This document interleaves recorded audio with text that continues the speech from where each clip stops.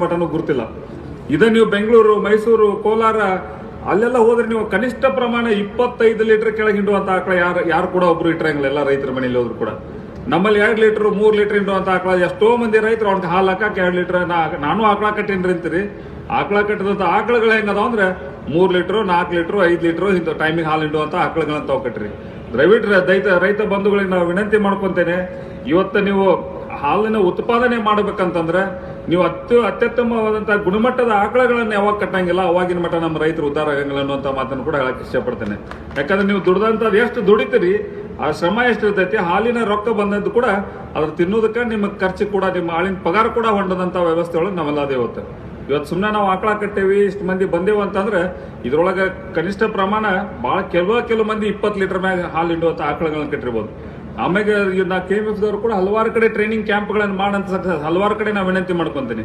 ಆಮೇಲೆ ಯಾವ ಆಕಳದಕ್ಕೆ ಸಮೆನ್ ಹಾಕ್ತಿರ್ತೀರಿ ನೀವು, ಆಕಳ ನಸಿ ಬಂದಂತ ಟೈಮ್ನಾಗ ಒಳ್ಳೆ ಗುಣಮಟ್ಟದ ಹೋರಿಯ ಸಮೆನ್ ಹಾಕಿದಂತ ಟೈಮ್ನಲ್ಲಿ ಒಳ್ಳೆ ಕರಗಳು ಬರಕ್ ಸ್ಟಾರ್ಟ್ ಆಕವು. ಯಾವ್ದು ಕರ ಹುಟ್ಟಿದ್ರು ಕೂಡ ಹೆಣ್ಣು ಕರ ಹುಟ್ಟಿದ್ರು ನೀವು ಬೆಳೆಸ್ತೀರಿ, ಅದ್ರ ಬೆಳೆಸಿದಂತ ಕರ ಮುಂದೆ ಇಳುವರಿ ಕೊಡಂಗಿಲ್ಲ.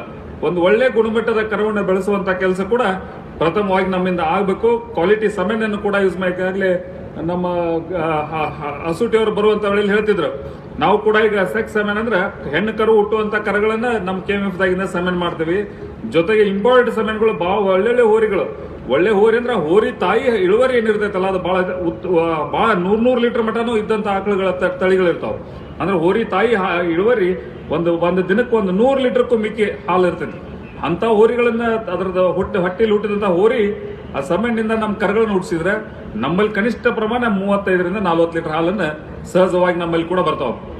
ನಾವೆಲ್ಲ ಈಗ ಹೈನುಗಾರಿಕೆ ಮಾಡಕ್ಕೆ 24 ವರ್ಷಗಳಾಯ್ತು. 24 ವರ್ಷದಿಂದ ನಾ ಬರೀ 6 ಆಕಳಿಂದ ಪ್ರಾರಂಭ ಮಾಡಿದ್ದೆ. ಇವತ್ತು 1600 ಆಕಳ, ನಾನು 1600 ಆಕಳ ನಾ ಸಾಕಿನಿ. 6 ಆಕಳದಿಂದ ಇವತ್ತು 1600 ಆಕಳಕ್ಕೆ ನಾ ಇವತ್ತು ನಾ ಮುಟ್ಟೇನಿ. ಆದ್ರೆ ನಾವು ಗುಣಮಟ್ಟ ಕಾಯೋದ್ರಲ್ಲಿ ನಮ್ಮಲ್ಲಿ 20-25 ಲೀಟರ್ ಇಟ್ರೆ ನಾವು ಆಕಳನೇ ಇಟ್ಕೊಳಂಗಿಲ್ಲ. ನಾವು ನೆಕ್ಸ್ಟ್ ನಿಮ್ಮಂತ ರೈತರು ಯಾರು ಬಂದ್ರೆ 25 ಲೀಟರ್ ಇದ್ರೆ ಮಾರಿಬಿಡ್ತೇವೆ ನಾವು. ನನ್ನಲ್ಲಿ ಕನಿಷ್ಠ ಅಂದ್ರೆ 30 ಲೀಟರ್ ಮುಂದೆ ನಾನು ಈ ವರ್ಷ ನನ್ನ ಡೈರಿ ಒಳಗೆ ಒಂದು ಆಕಳ 58 ಲೀಟರ್ ಹಾಲನ್ನು ಕರೈತಿ. ಈ ವರ್ಷ 58 ಲೀಟರ್ ಹಾಲು, ಈ ವರ್ಷ ಒಂದು ದಿನಕ್ಕೆ 58 ಲೀಟರ್ ಹಾಲು ಕರೈತಿ. ಅಂತ ಗುಣಮಟ್ಟ ನಮ್ಮ ರೈತರು ಅಟ್ಲೀಸ್ಟ್ ನೀವು 25ರಿಂದ 30 ಲೀಟರ್ ಇಂಡು ಆಕಳಾರ ತಾವು ಇಡಬೇಕಂತ ಒಂದೇದ್ನ ತಮ್ಮೆಲ್ಲರಿಗೂ ಕಳಕಳಿ ವಿನಂತಿ ಮಾಡ್ಕೊತೀನಿ.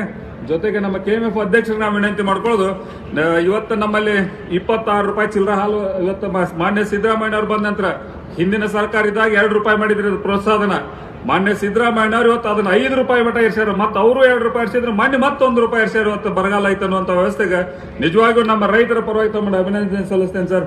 ಯಾಕಂದ್ರೆ ಇವತ್ತು ನಮಗೆ 5 ರೂಪಾಯಿ ತಾವು ಪ್ರೋತ್ಸಾಹನ ಕೊಡತ್ರಿ. ಆದ್ರೆ KMF ದವ್ರಿಗೆ ನಾವು ಒಂದು ವಿನಂತಿ ಮಾಡ್ಕೊಂತೇನೆ, ತಾವು ಕೂಡ ಅಧ್ಯಕ್ಷರೇ ಹಾಗೂ ಎಲ್ಲ ಡೈರೆಕ್ಟರ್ಗಳಿಗೆ ಅಷ್ಟರಿಗೆ ವಿನಂತಿ ಮಾಡ್ಕೊಂತೇನೆ, ನಿಮ್ಮ ದರ ಕೂಡ ಬಹಳ ಕಮ್ಮಿ ಐತಿ. ನಮ್ಮ ರೈತರಿಗೆ ಇನ್ನೂ ನೀವು ಒಂದ್ ಸ್ವಲ್ಪ ದರ ಹೆಚ್ಚಿಗೆ ಮಾಡಿಕೊಡ್ಬೇಕಂತ ಬಹಳ ಕಳಕಳಿ ವಿನಂತಿ ಮಾಡ್ಕೊಂತೇನೆ. ಯಾಕಂದ್ರೆ ಇಲ್ಲ ನಿಮ್ಮ KMF ಲಾಭದಾಗ ಐತಿ, ಬೇರೆ ಸಾಕಷ್ಟು ಖರ್ಚುಗಳಾಕ್ಕವು. ಆದ್ರೆ ತಾವು ಕೂಡ KMF ದವರು ಕೂಡ ಕನಿಷ್ಠ ಪ್ರಮಾಣ 2 ರೂಪಾಯಿ ನಮಗೆ ಏರ್ಸ್ ಕೊಡಬೇಕಂತ ಹೇಳಿ ನಾವು ತಮಗೆ ಬಹಳ ಕಳಕಳಿಯಿಂದ ವಿನಂತಿ ಮಾಡ್ಕೊಂತೇನೆ.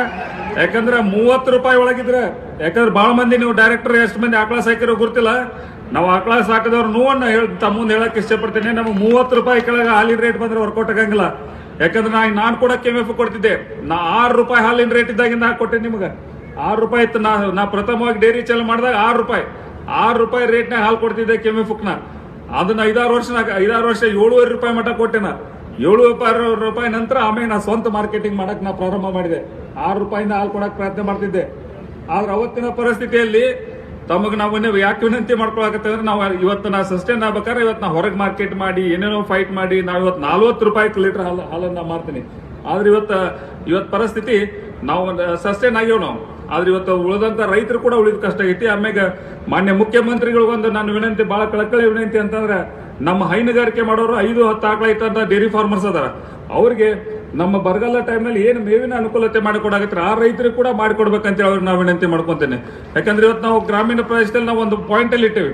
ಆದ್ರೆ ಕೆಲವೊಂದು ಡೈರಿ ಫಾರ್ಮರ್ಸಿಗೆ ಇವತ್ತು ಎಷ್ಟೋ ಮಂದಿ ಡೈರಿಗಳು ಮಾರ್ಕೊಳಕತ್ತಾರ. ಅದನ್ನು ಕೂಡ ಸರ್ಕಾರ ಗಮನ ತಗೋಬೇಕಂತೇಳಿ ತಮಗೆ ನಾ ಈಗಾಗಲೇ ವಿನಂತಿ ಮಾಡ್ಕೊಂಡೇನು ಅನ್ನುವಂಥ ಮಾತನ್ನು ಕೂಡ ಹೇಳಕ್ ಇಷ್ಟಪಡ್ತೇನೆ. ಇವತ್ತು ಇದು 5 ರೂಪಾಯಿ ಸಿಕ್ಕ ನಂತರ ಎಷ್ಟೊಂದು ನಮ್ಗೆ ದೊಡ್ಡ ಶಕ್ತಿ ಅಂತ ನಾವು ಕೊಟ್ಟಿರಿ.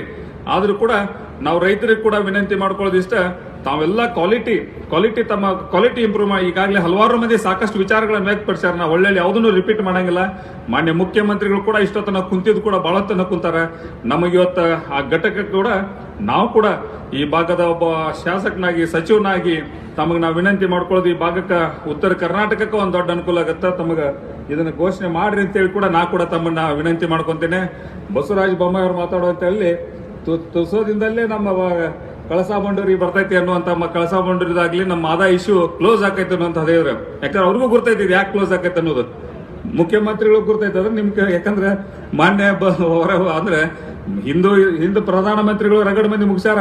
ಮಾನ್ಯ ಇಂದಿರಾ ಗಾಂಧಿ ಅವರು ಕೂಡ ಹಿಂದ ಹಲವಾರು ಇಂಥ ಘಟನೆಗಳಲ್ಲಿ ಇಂದಿರಾ ಗಾಂಧಿ ಅವರು ಮುಗಿಸ್ಯಾರ. ನಿಮ್ಮ ವಾಜಪೇಯಿ ಅವರು ಕೂಡ ಒಂದ್ ಇಂಥ ದೊಡ್ಡ ಇನ್ಸಿಡೆಂಟ್ ಅನ್ನು ಮುಗಿಸ್ಯಾರ. ಒಂದು ದೇವೇಗೌಡರು ಕೂಡ ಮುಗಿಸ್ಯಾರ. ಈ ಪ್ರಧಾನಮಂತ್ರಿಗಳು ಕೋರ್ಟ್ ಕೂಡ ಈಗಾಗಲೇ ಇನ್ಸ್ಟ್ರಕ್ಷನ್ ಕೂಡ ಕೊಟ್ಟೈತಿ, 3 ಮಂದಿನ ಕರೆದು ಮಾತಾಡಿ ಇತ್ಯರ್ಥ ಮಾಡೋದು. ಯಾಕಂದ್ರೆ ಯಾಕೆ ಮುಗಿಸೋಲ್ರ ಅಂತಂದ್ರೆ ಫೆಬ್ರವರಿ ಒಳಗೆ ಗೋವಾ ಇಲೆಕ್ಷನ್ ಐತಿ. ಗೋವಾ ಇಲೆಕ್ಷನ್ ಮುಗಿಸೋ ಪ್ಲಾನ್ ಆಗದ್ರ ಅಷ್ಟೇ. ಫೆಬ್ರವರಿ ಗೋವಾ ಇಲೆಕ್ಷನ್ ಮುಗಿಸೋ ಪ್ಲಾನ್ ಆಗದ್ರ ಅವ್ರ. ಅದಕ್ಕೆ ಅಲ್ಲಿ ಮಠ ಈಗ ಬೇಡ, ಇನ್ನೊಂದು ದಿವಸ ಹೆಂಗಾರ ಮಾಡಿದ ರಬ್ಬರ್ ಜಗ್ಗಾಕತ್ತಾರ ನಮ್ಮನ್ನ. ಪಾಪ ನಾವು ರಬ್ಬರ್ ಇದ್ದಂಗ ಅವ್ರ ಕೈಗೆ ನಾವ್ ಈಗ ಮೋದಿ ಅವ್ರ ಕೈಗೆ ನಾವೆಲ್ಲ ಯಾಕಂದ್ರೆ ಎಲ್ಲ ನೋಟಿನ ರೊಕ್ಕದಾಗ ಎಲ್ಲರೂ ರಬ್ಬರ್ ಸಿಕ್ಕಂಗ ಆಗ್ಯಾವ ನಾವೀಗ. ಹಂಗ ನಮ್ಮ ಜಗ್ ಕೈ ಬಿಟ್ಬಿಟ್ಟು ನೋಡಾಕತ್ತಾರ ನಮ್ಮನ್ನ. ಆರಾಮಿರೋರು ಅಷ್ಟು ಆರಾಮದಾರ ಅವ್ರೆಲ್ಲ ಆರಾಮಿರೋರು. ನಾವೀಗ ಅವ್ರ ಕೈಯಾಗ ರಬ್ಬರ್ ಆದಂಗಾಗಿವಿ. ಜಗ್ ನಮ್ಮನ್ನ ಕೈ ಬಿಡಾಕತ್ತಾರ. ಅದಕ್ಕೆ ಬೊಮ್ಮಾಯಿ ಅವ್ರ ಪಾಪ ಹೇಳಿದ್ರೆ ಕರೆ. ಆದ್ರೆ ಫೆಬ್ರವರಿ ಮುಗಿದ್ರೆ ನಮಗೂ ಗ್ಯಾರಂಟಿ ಐತಿ. ಫೆಬ್ರವರಿ ಮುಗಿದ್ರೆ ಗ್ಯಾರಂಟಿ ಮಾಡ್ತಾರ ಅವ್ರ ಇಲೆಕ್ಷನ್ ಮುಗಿಸ್ಕೊಂಡು ಯಾವುದೋ ಮಾಡ್ಬೇಕಾದ್ರು ಮೊದ್ಲು ಅವ್ರ ಮುನ್ನಾಲೋಚನೆ ಭಾಳ ಇರ್ತೈತಿ. ಅವರ ಶಾನೆ ನಾವಲ್ಲ, ಮಾತನಾಗೂ ನಾವು ಶಾನೆ ಇಲ್ಲ, ಲೆಕ್ಕ ಹಾಕಕ್ಕೂ ಶಾನೆ ಇಲ್ಲವು. ಇದನ್ನೆಲ್ಲ ಲೆಕ್ಕಾಚಾರ ಇಟ್ಕೊಂಡು ಅವ್ರು ಕುಂತಾರೀಗ. ಆ ಲೆಕ್ಕಾಚಾರ ನಮ್ ಫೆಬ್ರವರಿ ಗ್ಯಾರಂಟಿ ಆಕೈತೆ ಅನ್ನೋದು. ಫೆಬ್ರವರಿ ಮುಗಿದ ನಂತರ ಕಳಸಾ ಬಂಡೂರಿ ಗ್ಯಾರಂಟಿ ಮಾಡ್ತಾರ ಅನ್ನುವಂಥದ್ದು. ಯಾಕಂದ್ರೆ ಅವಾಗ ನಮ್ಮ ಇಲೆಕ್ಷನ್ ಸಹ ಬರ್ತಾವ. ಇಲ್ಲಿ ಕಾಂಗ್ರೆಸ್ ಗೌರ್ಮೆಂಟ್ ಐತಿ, ಮತ್ತೆ ಹಿಂಗಾಗಿ ಅವ್ರ ಆ ಫೆಬ್ರವರಿ ಮುಗಿದ ನಂತರ ನಮ್ಮದು ಮಾಡ್ತಾರ ಅನ್ನೋಂಥ ಭರವಸೆ ಐತಿ. ನೀವು ಎಲ್ಲರೂ ಭರವಸೆ ಇಟ್ಕೋರಿ ಅಂತ ಹೇಳ್ತಾ ಇವತ್ತ ಅಸೂಟಿ ಅವ್ರು ಮಾಡಿದಂತ ವಿಚಾರಗಳನ್ನ ಇವತ್ತು ಅವ್ರಿಗೆ ನಾವೆಲ್ಲರೂ ಕೂಡ ಬೆಂಬಲಿಸ್ತೇವೆ. ಬರುವಂತ ದಿನದಲ್ಲಿ ಕೂಡ ಈ KMF ಇನ್ನು ಹೆಮ್ಮರವಾಗಿ ಬೆಳೀಲಿ ಅಂತೇಳಿ ನಾನು ಆಶಿಸ್ತಾನೆ ನಡೆಸ್ತೀನಿ.